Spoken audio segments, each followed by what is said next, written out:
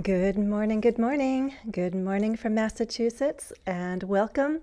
Good evening, good afternoon, wherever you are. I hope things are going well. Happy Friday.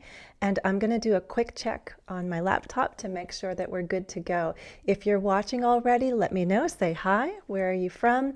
And let me know that you can hear me well and see me well, and then we'll move forward, okay?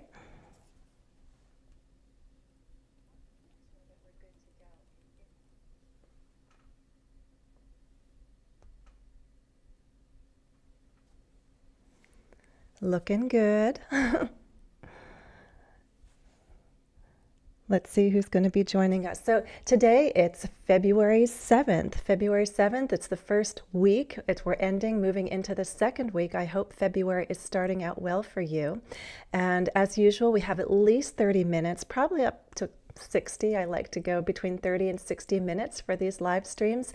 My members here on the channel helped me vote, and they wanted to study some vocabulary today. So we're going to lean towards advanced vocabulary.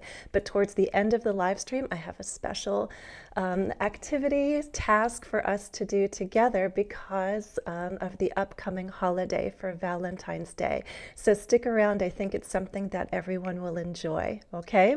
I see people coming in. Good morning. Thank you for confirming. Clarina, Daniel from Romania. Clarina's from Indonesia. Things are going well here in Massachusetts. I hope things are going well for you too, right? We just had a snowstorm yesterday. But I don't mind the snow. It makes the world look a little more beautiful. I don't like the cloudy days, but right after a snowfall, it is absolutely beautiful here. And so that's what makes winter worth it for me. It turns into a winter wonderland. So wherever you are, I hope February is going well, and we're going to start some vocabulary studies now. I want to say hi to Surprise and Francisco, Vitali, hi there, and Patrick. Thank you for telling me your name. Okay. And if you missed any of the previous live streams, there is a playlist of those live streams. So just go back. If you'd like to see previous topics, feel free to do that. We started out the year with 25 phrasal verbs, and now we're going to focus on vocabulary. Noor, I'm glad you joined us from Tunisia. Super. And I see Manmohan from India. Glad to have you here as well. Francisco from Colombia, happy to have you. Guys, thank you for taking time out of your day. If you're watching the recording, thank you also for being here. Let me work a little magic and see if I can share my screen. Can you see what I'm seeing? Let me take a look on the laptop and make sure you can see my screen well.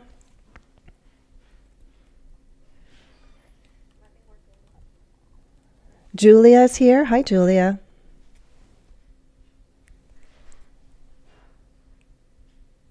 Okay, looks good, right? You guys can see my screen?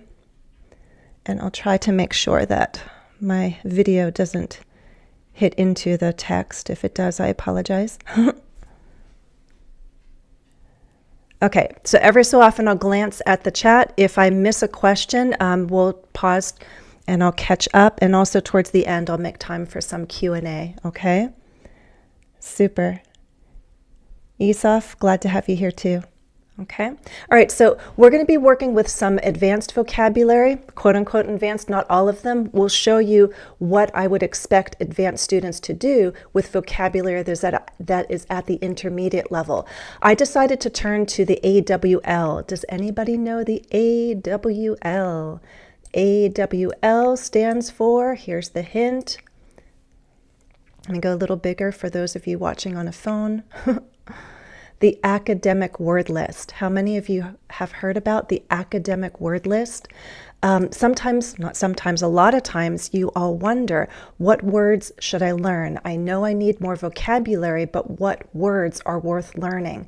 Thankfully, there are people in this world who've done some major, fabulous work for us, and they have identified high frequency words and low frequency words, which helps us understand which words are used a lot, and therefore we should know because they're part of communication quite frequently. And then which words are less frequent, which still means for advanced learners, maybe those words you should know, especially if you're seeing them, you're encountering them in your field because people are using them. So one thing to tell you is that there is a general service list, GSL, general service list, and this is about like a list about 2,000 high frequency words. If you are listening and understanding me right now, you know a lot of those GSL words, the general service list, words like want, see, decide, right? The basic vocabulary, that's like A1 through maybe roughly B1, right? So I actually used that list to help me build lessons for my oral reading fluency because one, I wanted to make sure people knew these words, but two, because we're focusing on pronunciation, I wanted the text to be easily understood. And I didn't want people to be tripping themselves up, making it difficult with high level words. I wanted the text to be fairly easy so that you can focus more on pronunciation. But if you're thinking, I'd like to read text with those high frequency words, I want to make sure I know them, you can check out my oral reading fluency playlist, because when I write those texts, I look at the general service list, the most basic words that you need for everyday communication. Beyond that, where do you go? A lot of people turn to the AWL, the academic word list, 500 some words, I think 570. And there's also something called a university word list, which maybe we can pull from in a future live stream and look at some of those high-level words. If you want to be able to function at the level of someone going to college in an English-speaking setting, you would need to know the academic word list in order to comprehend the lectures, to read the books, etc. So it's a great list to turn to. I'll give you a glance of it. Let me see. If you heard about the academic word list, you can let me know in the chat. Say, I know it. I know the AWL. You could also find exercises based on the AWL too, but I want you to be aware of it, okay? Let me give you a quick glance of my screen. Let me do that. Boom, boom, boom. Here we go. Okay, so by the way, so this is a page you could find. When you do the academic word list, you're going to find a lot of resources, but let's give credit to the person who prepared this for us, Averill Coxhead. So you can see that there are 570 word families, right? They do not include the most frequent 2,000 words of English. That would be in the general service list that I just told you about, okay? As I mentioned, there is something also called the university word list. So there's two separate lists. So think of it as the general service list at a lower level, and then you move up to the AWL, okay? All right, and what you want to do with the academic word list is look at sublists, right? There are 10 sublist families. And what I'm doing today is I'm pulling from sublist 8, right? So I'm going to take some words from here, and we're going to practice them. Right? When I look at a word, if you want to know what level they are, there are a number of learners' dictionaries. One that I've used quite frequently is, this one is the Cambridge Dictionary. Did I scroll up? Yeah. Cambridge.org nicely tells you the SEFR level, right? The CEFR, the Common European Reference Framework. Did I get it right? The SEFR levels. B1 is low intermediate. Okay. You can also come to other dictionaries. They may not have the SEFR levels, the CEFR levels, but they'll show some kind of frequency for the word. So one of the words we'll look at today, you'll see, is at this level, right? One of the 4,000 most commonly used words. So again, learners' dictionaries help you understand frequency. The higher the frequency, the more it's used. You should know these words. Okay. All right, so let me jump back into this, okay?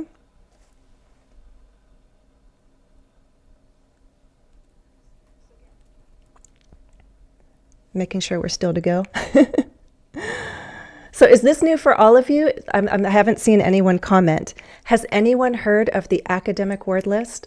Or is this the first time that you're hearing about it, the academic word list? Again, I will put these links. I'll put this one right here in the chat for you. Let me go back. Where are we? Right here. Okay. I just stuck it in there for you, okay? So that you can click on that later and you'll know what the academic word list is. Okay. All right. So I have about 7 words that we're going to study and practice. It's not enough to understand just what it means. We want to practice using it. I'm looking at the comments and I want to see you practicing with me, right? Even also if you just repeat some of what I'm saying, typing, writing, it's going to help you retain this information. I want to start with one word at the B1 level. Drama. And we're going to start here for a reason. A lot of you are saying, I know that word. This isn't advanced. I need you to make sure that a B1 word is not just in your passive vocabulary. It needs to be in your active vocabulary. And not just drama, but the word family. What is the adjective of drama? If something has a lot of drama, it is what? What is the adjective? I've been creating some reels lately with suffixes and prefixes. I also have a larger lesson on some common suffixes, and one of those suffixes ends in IC. Okay, well, I'm glad, guys. Patrick, Clarina, now you know the AWL, the academic word list. After this, you can practice more with the words that I've selected for you. But now you know how to wisely search for vocabulary practice, right? You could do a Google search for AWL exercises, for example, so that you're actually practicing words that you need to know.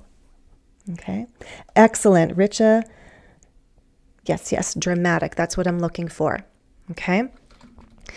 At this level, guys, I need you to understand word families, like when you beauty, beautiful, beautify, right? You want to learn the words that go in that family, not just the one form, but all of them. Understand, understanding, understandable. You want to build that kind of vocabulary skill so that when you're writing or speaking, you can tap easily into that word family and use the word that you need, the correct part of speech that you need. Okay, so drama at the B1 level, this is the definition. It's excitement. So it's not just like, it could be good excitement, but it could be felt as intense to the point of being worrisome. It makes you like a little worried. So some drama can be exciting, but maybe too much drama is like, wow, this is intense and it's making me feel worried. Excitement that could be felt as intense and worrisome. So let's think about this meaning, and I want you to answer this question for me. Would you agree that we all need a little drama in our lives to make it interesting? Do we all need a little drama in our lives to make it interesting? Drama can be countable or uncountable. Here, a little drama, some drama, I'm using it as an uncountable noun. Do we all need this kind of excitement? Would you all agree that we need a little drama in our lives to make it interesting? Max, welcome. I want you to think about the word and then answer the question, right? We don't just want to understand the meaning. We want to understand these words in context. The best kind of answer is going to be one that actually uses the word, use the target word, repeat it. Yes, we need a little drama. No, life is better without drama. What do you think? Clean is saying, no, we don't need drama. Maybe you want a more peaceful life, a calm life. I would argue that I need a little drama. Sometimes life throws too much at us, and that's too much drama to handle. But a little bit of drama can make life interesting and exciting, right? Brain rotting. We're better off without any drama. Do you know any drama queens? This is good. This is we use this in everyday conversation. If you watch movies or TV shows, you'll hear people talk about other people being drama queens, particularly women, but not necessarily. It could be anyone. Why do some people like to create drama or somehow end up always being involved in intense situations? Are they overly dramatic? Do you know any drama queens? Like people, oh my gosh, do you know what happened yesterday? I can't believe it. And everything that happens is like, it's like an intense scene from a movie or a play or a novel, right? Drama queens like to create drama, and situations become very exciting. but almost because there's some sort of problem that always needs to be resolved. There's always some excitement that we need to pay attention to, according to these drama queens, right? There are a lot of drama queens in Hollywood, for example. Some celebrities live a very quiet life, but there are some drama queens.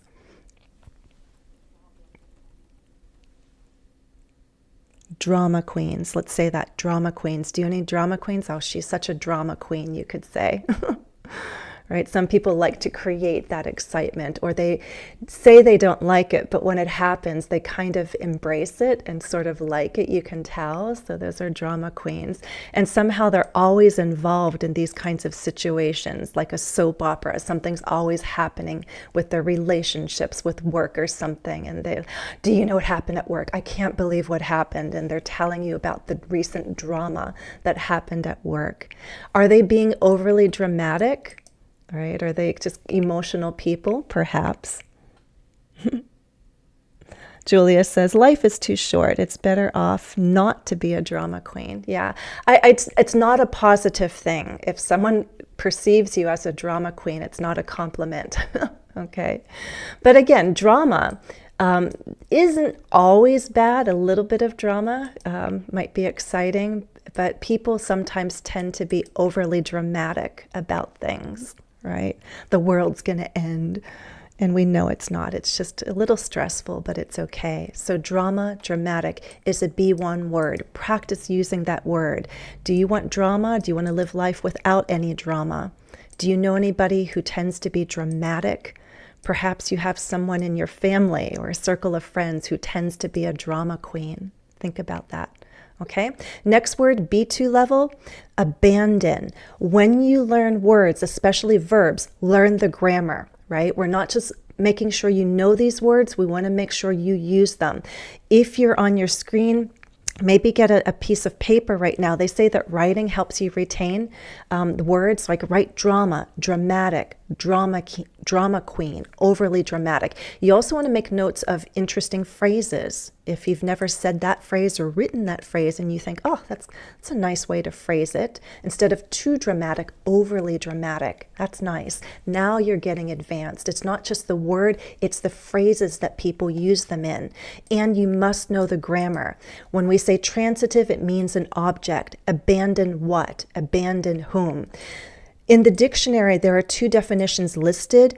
If at the B2 level, that's high intermediate, it means to leave something or someone that you're responsible for and not return, right? Like in an emergency situation, you just abandon everything, your home, your possessions, and you go and you leave. If there's a tsunami, if there's a wildfire, you need to abandon everything and go. You just leave it there. Yes, it's your property. Yes, it's your stuff, but your life is more important, so you abandon everything and go. It could also be in a bad sense, like parents abandoning children. You know, that's their responsibility. But if they leave and they do not take that responsibility and there's no one to care for their kids, they're abandoning their children. But abandon could also be used at the C1 level to mean you abandon something, like an activity, a project, and you just stop. You sort of give up for whatever reason, right? Abandon. Okay. Going back to the question, no. Drama queen is always negative. Drama itself usually negative, but not always. Okay. Abandon usually does have this negative sense, by the way, because there's this idea of you having a responsibility and then you left it, right? So for example, you have a responsibility to yourself here. Why do some people end up abandoning their dreams? Remember the grammar with this phrasal verb, end up doing.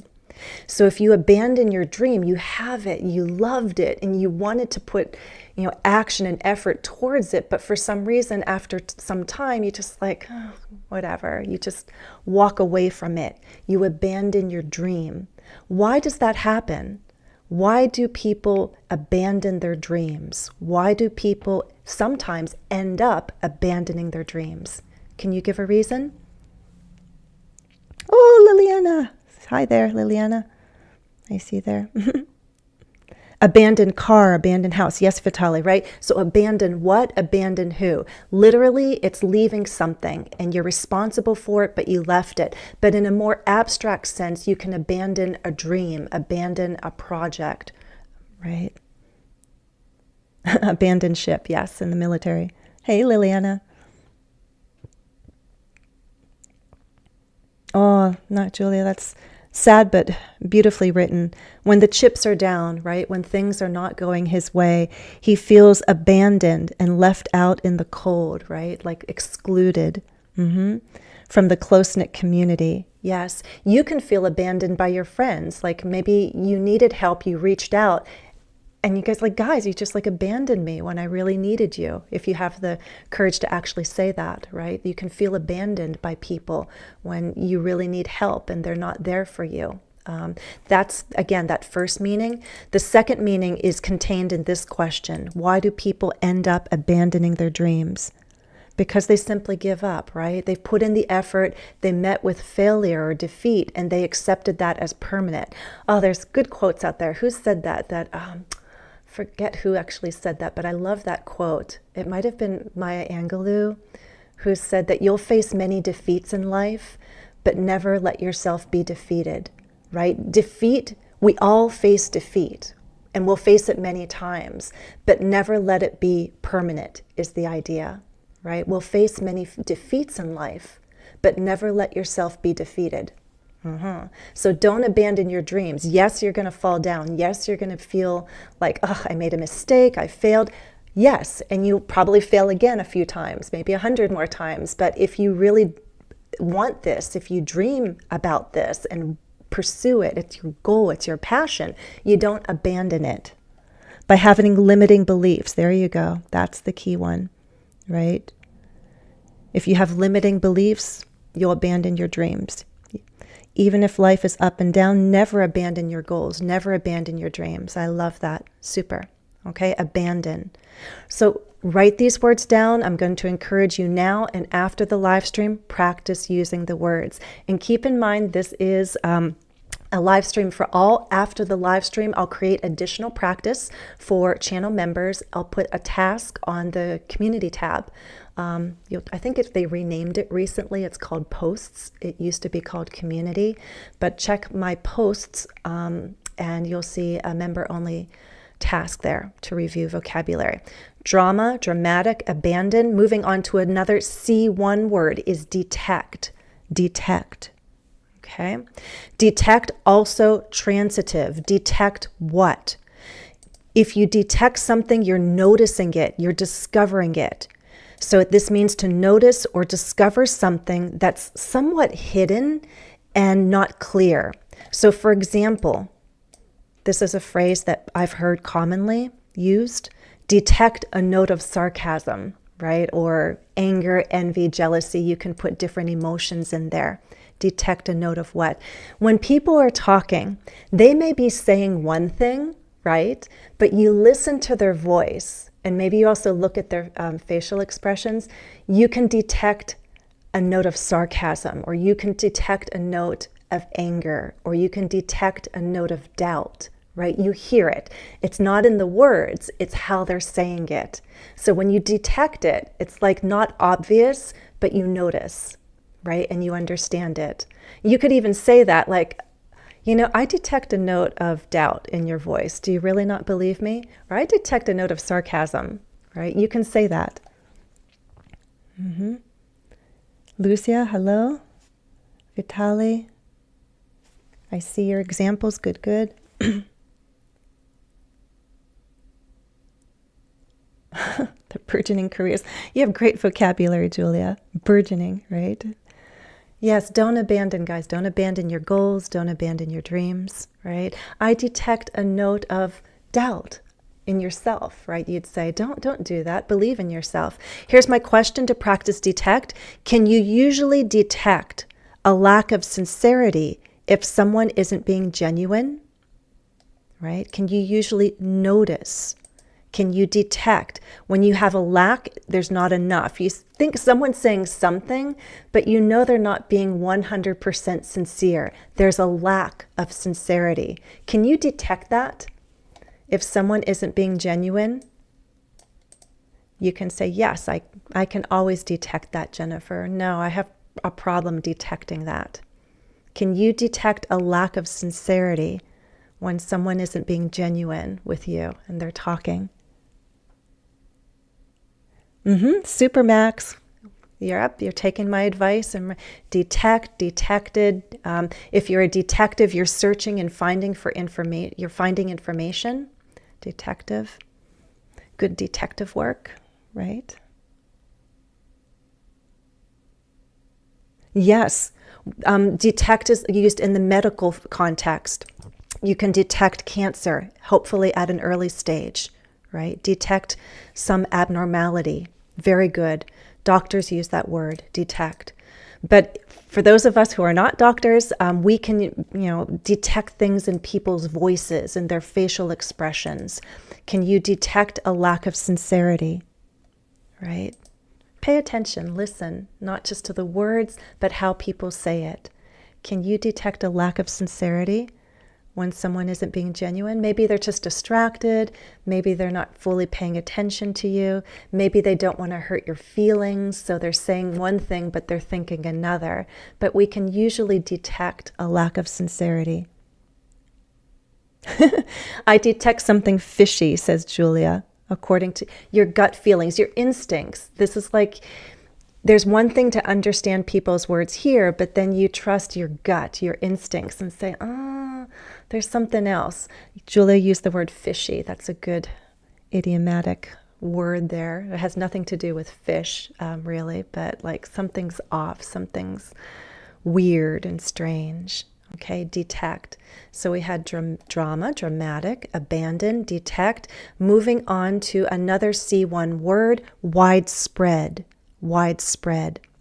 Widespread is a C1 level word, common among people, existing among many places, right? It's spread widely.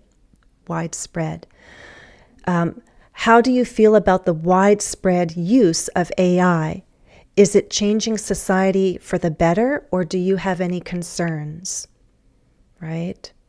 ChatGPT, Copilot, there's a lot of use of AI out there. It's widespread at this point. How do you feel about the widespread use of AI? Is it changing society for the better, or do you have any concerns? Widespread. You can think about widespread use, widespread panic, widespread fear, widespread interest. These are all common phrases that I'd expect to hear with the word widespread. Detect a crime. The person's great life. True. Clarina made a good point about detect. Some people are very good liars, right? They're good actors, and it can be hard to detect a lack of sincerity. They sound so convincing, but they're so good at it. So, but trust your instincts. Trust your instincts. Good.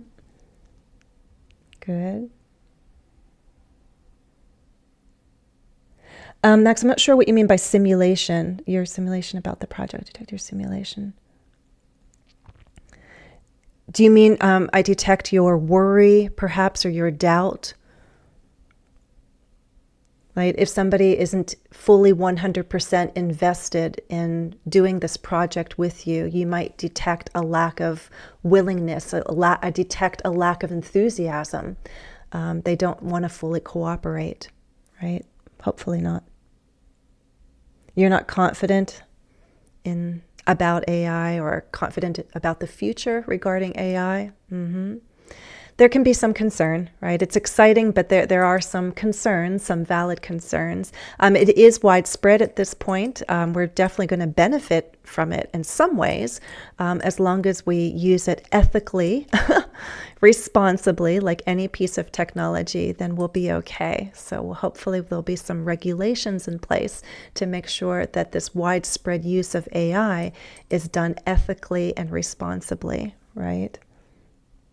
Okay, widespread. All right, let's move on to the next word. Conform. Checking different resources, I'd say it's C1, C2. Some dictionaries don't recognize it at all, which means it could be, they consider it very low frequency. When I checked another dictionary, conform matched with widespread. So based on that, I'd say C1. But the fact that other dictionaries didn't even put it on the frequency chart tells me they see it as low frequency. Nevertheless, these are all words from the academic word list. Therefore, I would still recommend using all of them. Conform is a verb. We have a noun. Let's see if anybody knows the noun. In another moment, I'll give you the ending and you can further guess what the noun would be. Conform, notice I don't have an object here because we need prepositions. You conform to or conform with. Learn the grammar, write that down. You can conform to standards. You can conform with peers. You can conform with laws, for example. So conform to, conform with. If you're ever unsure about how to use a verb, does it need an object? Is it followed by a preposition? Which preposition? Go to the learner's dictionaries, okay? And they'll show you not only the grammar, but then examples. Of course, you could also use an AI tool to do that as well. But I like the learner's dictionaries. I find them to be very helpful. All the information is there. The pronunciation, the grammar, the examples, okay? Conformance, I'm more familiar with conformity. And we'll go here. So you're like, wait a second, is that even a word? Well, let's check. Okay, so watch this. Conform. I think Cambridge is one that didn't list the level. So I don't even see a Cepher level here. Conform. And by the way, related words, they have a few. Conformity is what I'm looking for. A person is a conformist. The practice or the very abstract concept, conformism, but conformity is what I'm looking for. Okay, conformity. And if you come over here to Collins, watch this, conform. Do you see the frequency here? 1, 2, 3, 4 dots. Says it's within the first 4,000 most commonly used words. And we just did widespread. And widespread is at the same level. 4 dots, one of the most 4,000 commonly used words. So if widespread, we'll come back here to this dictionary, widespread is listed as C1, then I'd argue that widespread, and going back to conform with 4 dots would probably be C1 then. But again, not every dictionary even has a frequency table or a graphic to show us.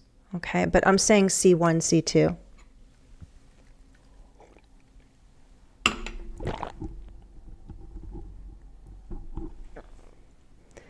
KFC is ubiquitous in the hustle and bustle of the city. As to the widespread mouthwatering. That's a mouthful, Julia. But ubiquitous, but ubiquitous. Ubiquitous. I have to say that word correctly. Ubiquitous. It's a good word. Widespread is definitely easier to say, but ubiquitous is a great word to know. If something is everywhere, like iPhones, right, and Android phones, those are ubiquitous, right? Whoops. I just lost my... Oops, I apologize. I lost my chat there. I'll have to check every so often. Okay, conform. I'll make sure I can still see you guys. I'll tell you what, my laptop just went off. I hope you can see me. I'm going to have to open up my phone to make sure that you guys can see me well and hear me well. Let's try that, because I want to make sure I see your comments. Okay.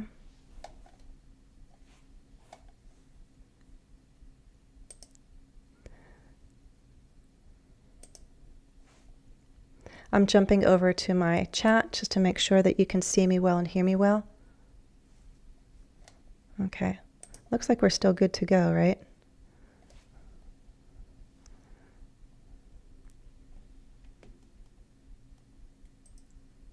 Okay.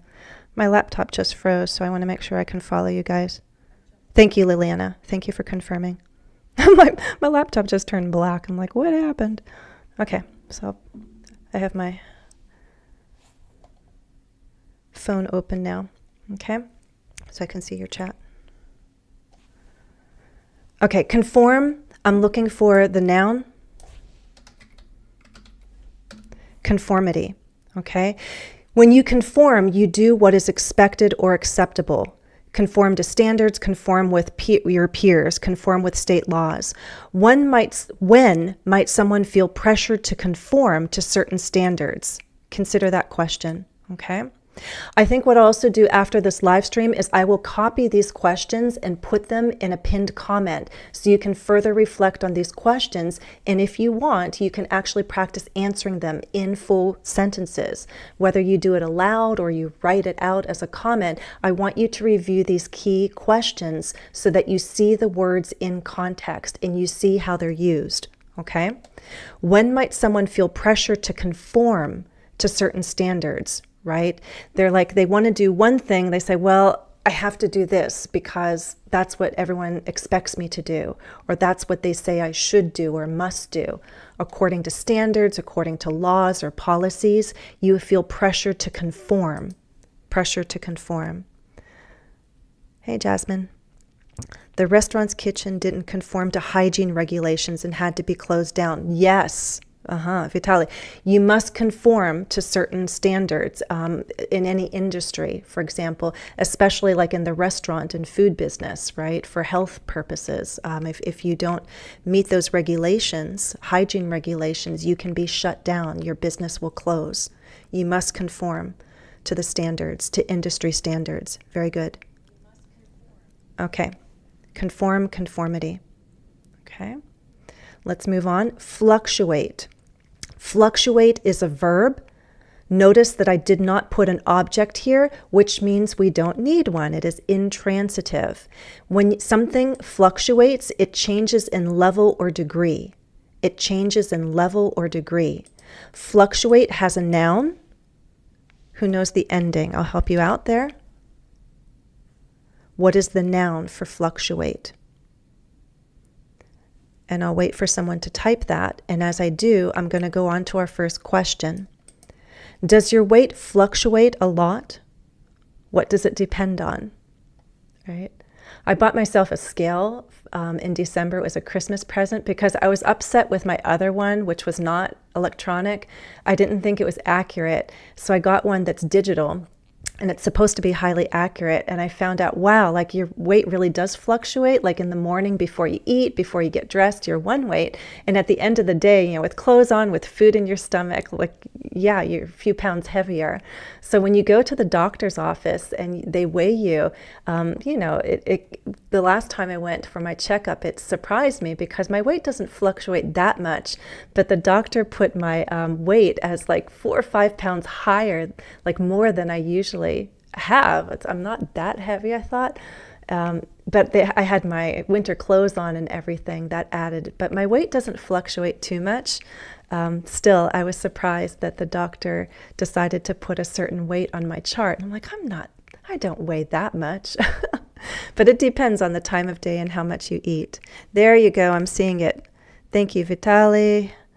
I see. Is it Seda? Clarina, you got it. Fluctuation. Super, super. Oh my gosh. Fluctuation. Did I get it? Even teachers have trouble spelling. Fluctuation. Fluctuation. Do you think it's natural for our mood to fluctuate throughout the day? Right? So in terms of weight, we're talking numbers, right? So your weight can fluctuate. How many pounds, how many kilos, right? How many ounces? And then your mood can fluctuate too. You have your ups and your downs. Do you think it's natural for our mood to fluctuate throughout the day? Fluctuations. Yes, Julia, a plethora. What a beautiful word. A plethora of fluctuations.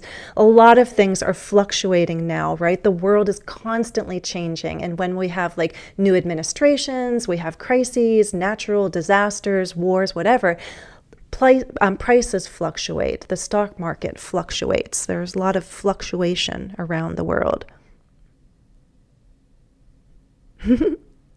It's okay. I see, Mustafa, you came late. No worries. You can always watch the recording later.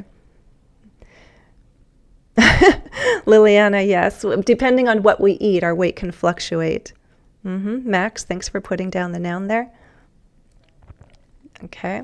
So yes, our weight can fluctuate. How much? A little or a lot? What does it depend on? Your eating habits, right? What clothes you're wearing too. If you weigh yourself with a lot of clothes, you're probably adding 2 or 3 pounds, I discovered, right? So weigh yourself in the morning before you eat, before you get dressed, right? Oh, Clarina, your genetics. Yeah, I'm thin too, but my weight fluctuates probably like, 2, 3 pounds throughout the day, depending on what I eat and such. Fluctuate. And our moods can fluctuate. Does your mood fluctuate a lot? Dramatically? Ooh, we can put 2 words together. Does your mood fluctuate dramatically? Dramatically is an adverb meaning a lot, significantly. We had drama, dramatic. Dramatically means significantly, right? Does your mood fluctuate dramatically? And if so, what's going on, right? We try to be more or less up and down, but around a good baseline, a happy, healthy baseline, right? Demand could fluctuate, yes, right? If you're in a business of selling something, if the demand goes up and down, well, then your sales fluctuate too. Beautiful. Okay, fluctuate, fluctuation. Say these words with me as we go through them, repeat them. To learn words, you may know some of these words, even everyone, some of you may know all of these so far. How comfortable are you using them, both when you speak and when you write? How quickly do they come to you? The grammar and the phrases, do you know conform to, conform with, right? Fluctuate a lot, fluctuate a little, fluctuate dramatically. If there are interesting phrases that you hear, like overly dramatic, write them down. You want useful phrases to be right here, ready to use, and say them. If you're not used to saying them aloud, you're more comfortable writing, practice saying these words aloud. Conform, conformity, fluctuate, fluctuation. You have to have lots of practice with these words to master them. You want to hear them, see them, write with them, right? Super. Your serotonin levels fluctuate. Oh, yes, yes, yes, right? We have like hormone levels, and some of our hormone levels fluctuate. Again, do they fluctuate within a normal range, or are they fluctuating dramatically for some reason? Okay. Eventual is a C2 word, eventual. So we've had 2 words now. This is our second word at the C2 level. Eventual is an adjective. What is the adverb? Someone can type that for me. Happening later. If someone makes a habit of procrastinating, right, putting things off, what eventually happens? If someone makes a habit of procrastinating, what eventually happens? I see you from Uzbekistan. Eventually. Thank you, Julia. Let's write that. Eventually. Eventual, eventually. Eventual, eventually. Super. Awesome, guys. Eventually. Thank you. Okay. Procrastinate, procrastinating, procrastinator, procrastination, right? When you get in your zone of learning vocabulary, you know what to practice. You want to practice the word families. You want to practice the key phrases and the grammar. If someone makes a habit of procrastinating, what eventually happens? They're less productive, says Tongtin, right? Hey, Anna, right? If you procrastinate, it may not happen so soon, but later you will pay a price for it, right? You'll be less productive. You'll miss deadlines.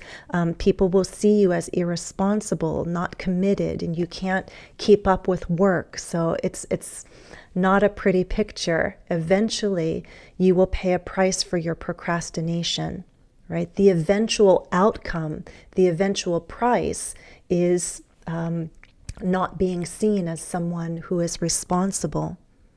Ultimate, right? Eventual, it's similar, yes. Well, thank you. We have a young viewer with us. I'm very happy we have someone at 14 learning fluctuate, fluctuation, eventual, and eventually. Super. Okay. All right. Okay, so let's scroll back to the beginning and we're going to do some review. Drama, dramatic. Say them. Drama, dramatic. Abandon. Detect. Widespread. Conform. Conformity. Fluctuate. Fluctuation. Does your weight fluctuate a lot, I asked? Does our mood fluctuate? Eventual, eventually. It's a really good one. Putting something on the back burner is not necessarily procrastinating. Sometimes you're prioritizing, right? But if you leave it there on that back burner for too long, that's procrastination. It's impossible to predict the eventual outcome of the competition. Good example, Vitali. I like that. Okay, one at a time. Let me go like this. I'll go bigger. Can you see? I don't want to give you too much at once. Let's try a quiz, guys. I'll be looking at the chat. Let's go through this kind of quickly. I'll read the sentence. You tell me what fits in number 1. Some individuals may their personal values to fit in with a group, highlighting a common human tendency to seek acceptance. Some individuals may their personal values. Eventual outcome of negotiations. Love it. Love it. The eventual outcome. That's a great phrase. The eventual outcome. Thank you, Thakur. Abandon, says Vitali. Yes. Right? Abandon, you give up. You leave, you set it aside, even though those are your values. You should hold on to them. It's your responsibility to hold on to your values. Don't abandon your values. Don't abandon your goals. Don't abandon your dreams. 2, let me put it like this. I don't want to. When AI first appeared, there was panic in some industries. Many are still fearful of being replaced in their jobs. When AI first appeared, there was panic. Oh, you guys are awesome. Abandon, abandon, abandon. I understand there's also a lag. Some of you might be a few seconds behind me. Thank you for the Valentine's wishes. Super, you guys are on it. You're on the ball. Widespread panic. That's a good phrase. Widespread panic, widespread fear, for example. Okay, let's go to number 3. Human emotions tend to based on external circumstances, reflecting the complexity of human psychology. This is high-level stuff, guys. I'm not writing at a basic level of English here. What fits in here? Human emotions tend to based on external circumstances. They tend to what?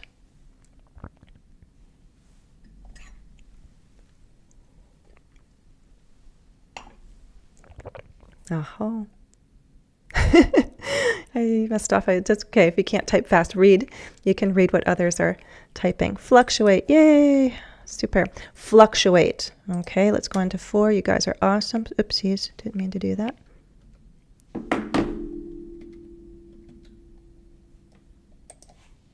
Four.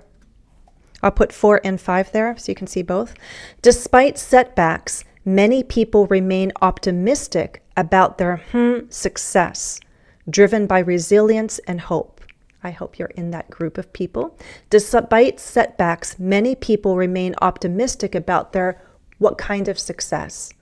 Driven by resilience and hope. Like they don't have it now, but they'll have it later. What's number 4? 5, Erica likes to create a lot of, it's just her nature. She's very excitable. We know what kind of queen she is, right? You got it. Yes. Eventual success, right? We have to believe even if we don't have exactly what we want right now, we will have it if we keep working towards our goal. Our eventual success is waiting for us. Despite setbacks, we're going to be optimistic, and we're not going to abandon our goals, abandon our dreams. We will have it eventually. We'll just keep working and stay hopeful and maintain resilience. We'll get there. Number 5, yes, drama. What does Erica create? Drama, you got it. Richa. She likes to create a lot of drama. It's just her nature. Oops, we're missing that. It's just her nature. She's very excitable. She's such a drama queen. Super. All right, 6 and 7. Humans can quickly changes in others' behavior, which helps them handle social situations effectively.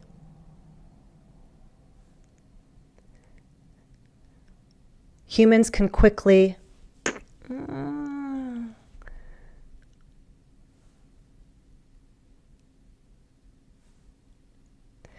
and 7, people often to social norms, even if they privately disagree, due to the pressure to be accepted by others.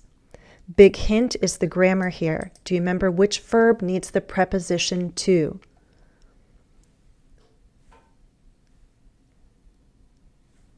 Super. You guys got it?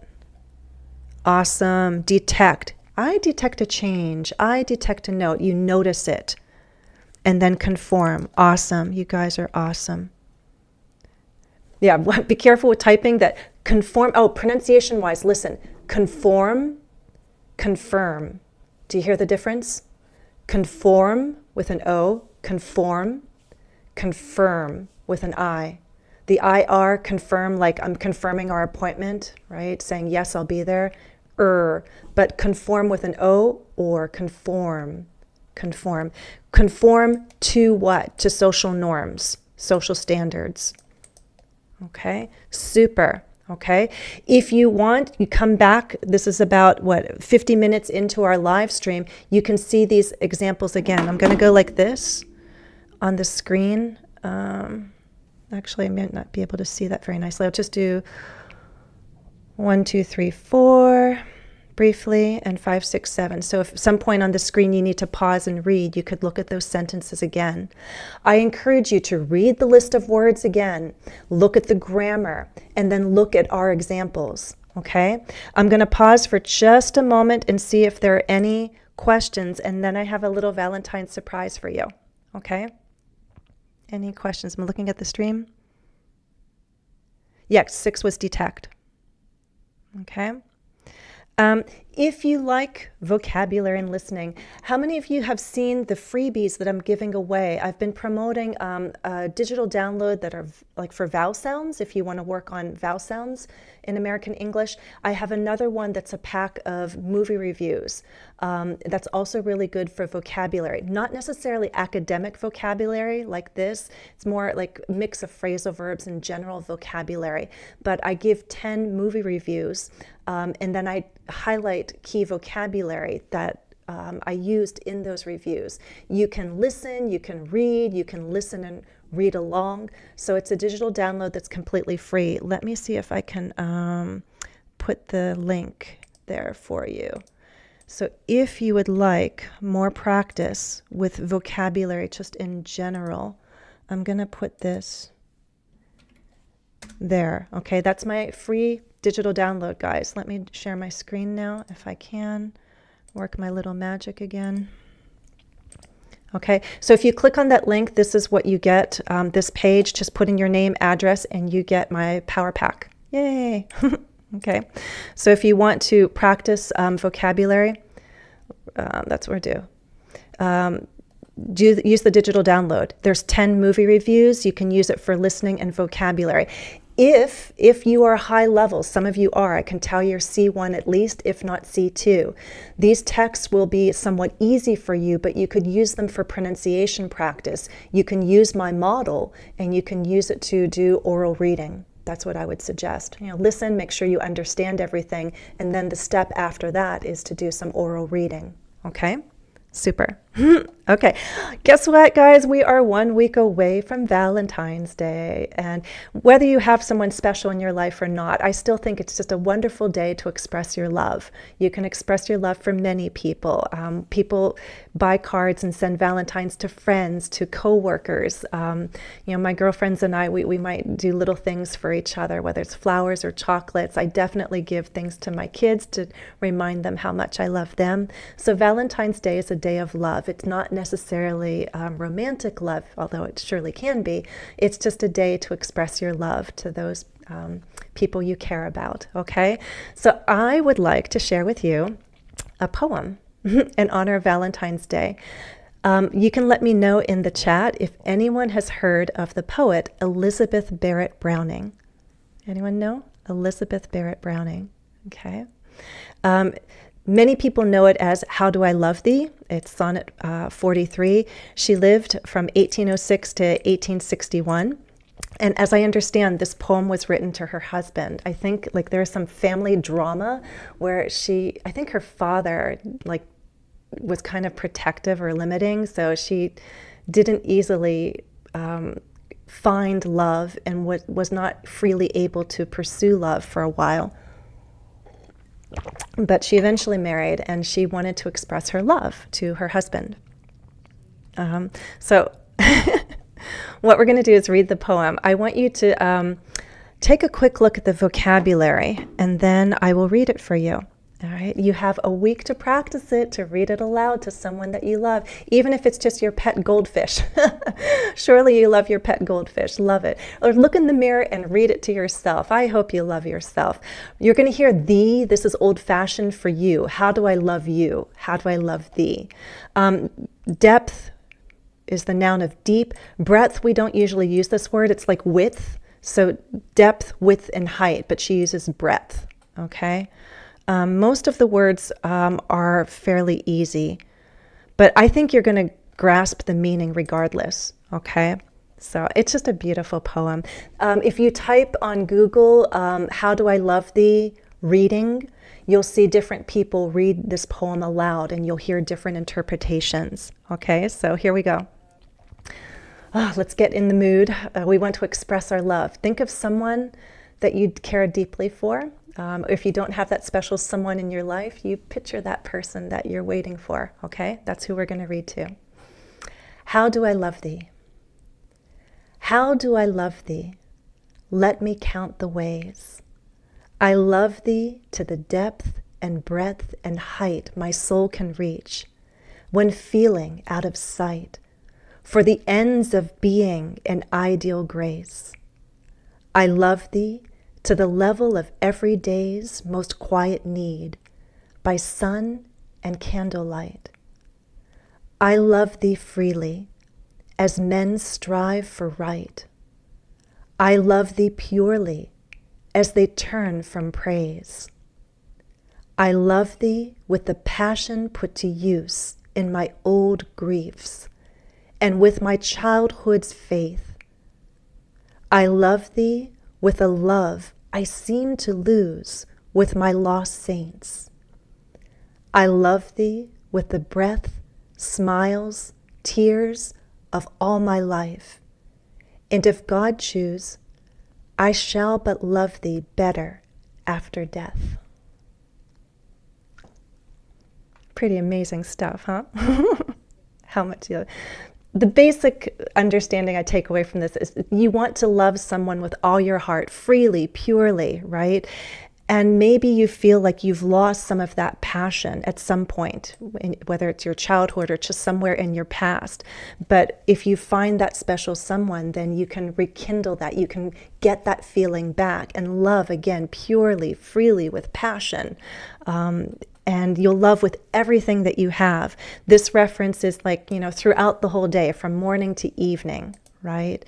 And you're going to love with everything you got, right? Your breath, your smiles, your tears, and even past death, that love will endure.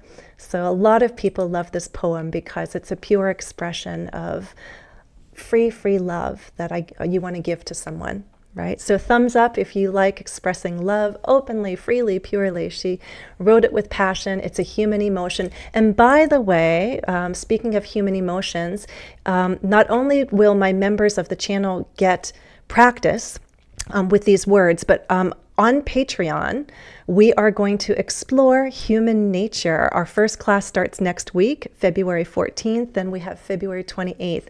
So the lifelong learners on Patreon voted. Sorry, that's the wrong dates, but let me tell you, it's February 14th and 28th, and we're going to focus on human nature. So we have 2 Zoom classes, we have pre and post classes. The pre-lesson task has just been posted, so they have a week to prepare for February 14th when we have our class.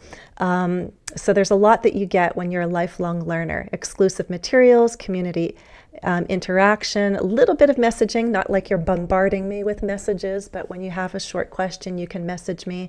We focus on all skills, and B2 is the minimum. I strongly encourage you to consider this if you want more practice. If you understood the lesson today, and you like that kind of practice where we look at grammar, we focus on pronunciation, we do all skills on Patreon. It is not a speaking club. We focus on all skills, and members choose a topic for each month.